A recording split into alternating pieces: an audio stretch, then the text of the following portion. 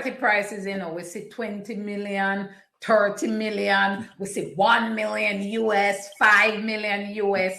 What goes into this valuation of a property? Are some of these numbers just made up out of nowhere, or is there a process to come up with these numbers? Well, yeah. The valuation surveyor, he will have different methodologies that he will use to arrive at a value. In terms of residential properties, what we generally use, or the approach we generally use, is called a comparative approach. This is where we use like with like. So we'll try to find properties that were similarly sold, and then do a comparing of the two assets. As it relates to commercial properties, we look at the rate of return. We look at the rental income, right? That rental income is capitalized, and then it gives us an estimated value.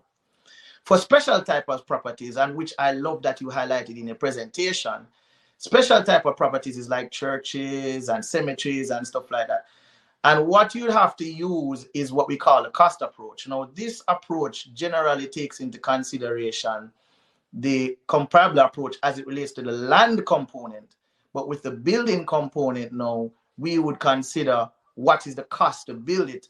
And then we would depreciate for different factors. For example, the location, the age of the building, if the building is obsolescent in certain ways. And so there are different things that we consider to depreciate the building. And then we add the land value with the building value and arrive at a total overall value. But that is solely for special type of properties.